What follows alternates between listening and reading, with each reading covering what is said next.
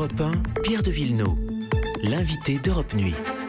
Bonsoir Sandrine Rousseau. Bonsoir. Vous êtes secrétaire nationale adjointe d'Europe Écologie Les Verts en octobre 2011. Votre parti vous charge de négocier l'accord avec le Parti Socialiste en vue de la présidentielle. Vous travaillez alors main dans la main avec Denis Baupin. Et lors d'un meeting à Montreuil, ce dernier vous plaque contre le mur d'un couloir. 5 ans plus tard, vous décidez, avec 3 autres élus, de l'accuser d'agression sexuelle. Une affaire qui mènera à un classement sans suite en mars de cette année. Demain, 27 septembre, votre livre « Parler » aux éditions Flammarion est disponible en librairie. Parler, est-ce que c'est dire tout ce que vous n'avez pas pu dire à ce procès qui n'a donc pas eu lieu ? Ah non, c'est pas ce livre-là, il n'est pas fait pour régler des comptes. Ce livre-là, il est fait pour tendre la main à d'autres femmes et pour se donner de la force ensemble. Parce que la grande surprise de cette affaire Baupin, pour moi, en tous les cas, ça a été de constater que ce qu'on pensait être des parcours individuels, des douleurs individuelles, des moments de dépression même individuels, en fait, toutes les femmes qui parlent passent par là. Et ça a été une grande découverte pour moi parce que j'ignorais ça. Et je trouve qu'il y a assez peu de littérature sur justement ce qui se passe après avoir pris la parole. Et donc ce livre-là, il est fait pour ça. Il est fait pour dire aux autres femmes qui ont vécu des situations similaires. En politique ou pas d'ailleurs. En politique parce que ou pas. vous citez Christine Angot par exemple. Exactement. Avec son livre qui est paru il y a quelques années justement oui. sur une histoire de viol. Exactement. Je pense que les parcours sont très très similaires partout, que ce soit passé dans une entreprise, dans une association, même dans la famille. Et donc c'est vraiment sortir les femmes de leur isolement, leur dire regardez, finalement on vit toutes les mêmes choses et donc donnons-nous de la force ensemble. Quand on vous lit, vous parlez justement de ce jour où la décision est prise, il y a prescription, vous l'attendiez d'une certaine manière, mais pourquoi ne pas avoir parlé avant pour que justement il n'y ait pas prescription ? À l'époque, la prescription était de 3 ans, donc c'était une prescription qui était très courte. Aujourd'hui, elle est passée à 6 ans. Et 3 ans, c'est un délai qui est assez faible. Qu'est-ce qui se passe pendant ces 3 ans ? On n'ose pas ?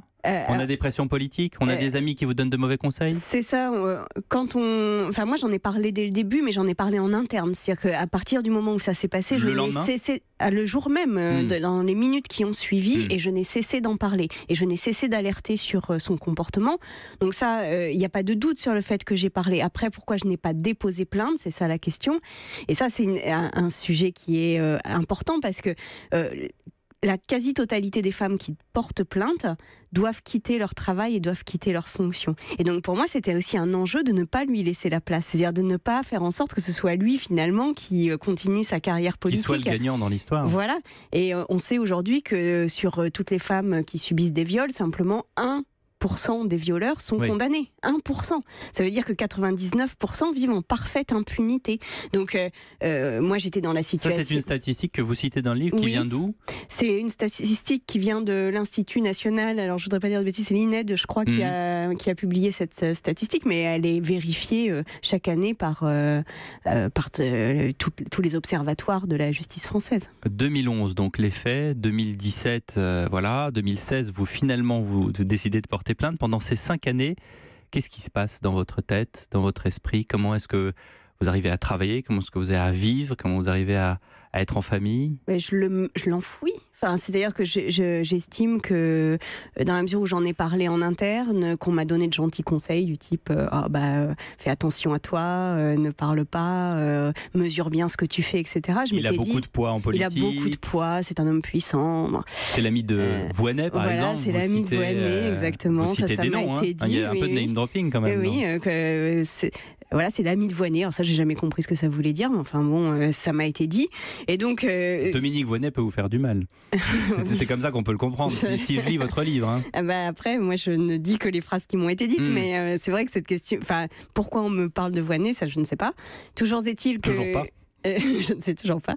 Toujours est-il que toutes ces phrases-là, en fait, vous font dire que si vous vous mettez à porter plainte, eh bien, vous aurez sur votre poids, sur vos épaules, beaucoup de poids, beaucoup de responsabilités, et que finalement, c'est vous qui risquez de perdre beaucoup dans ces situations. C'est pour ça que les femmes ne parlent pas, et c'est pour ça que je n'ai pas parlé.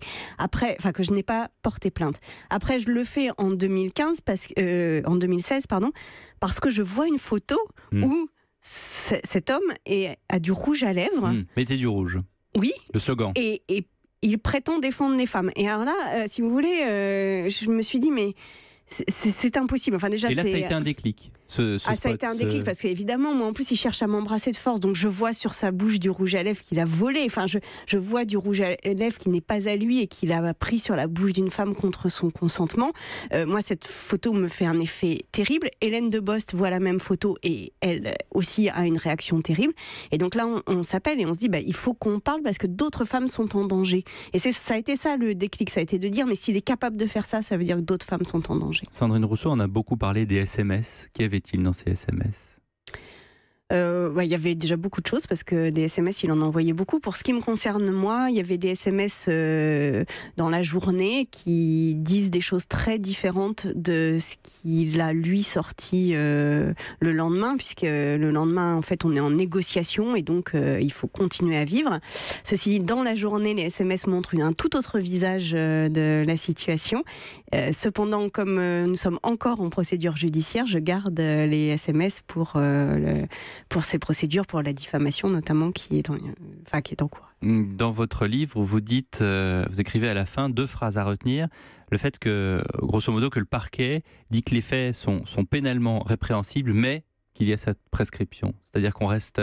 Quand on apprend ça, c'est terrible. C'est terrible et puis pas parce que c'est un cran d'arrêt, quoi. Oui, mais le parquet dit quand même que les faits sont qualifiables pénalement, donc c'est quand même une victoire.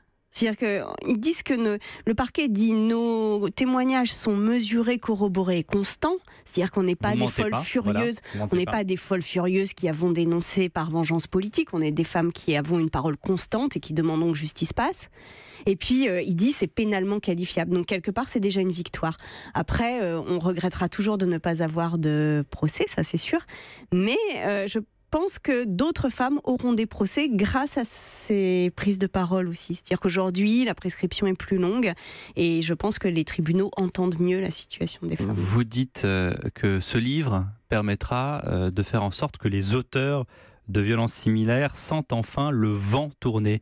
Vous voulez dire qu'il y avait une coutume, j'allais dire, du droit de cuissage en politique qui n'a plus lieu d'être et qui, grâce à votre livre notamment, à ce témoignage qui en appellera peut-être d'autres, va peut-être cesser ? J'espère qu'en politique ça cessera, mais j'espère aussi que dans d'autres... Parce que c'est déjà hallucinant de se dire que ça existait et que c'était en totale impunité.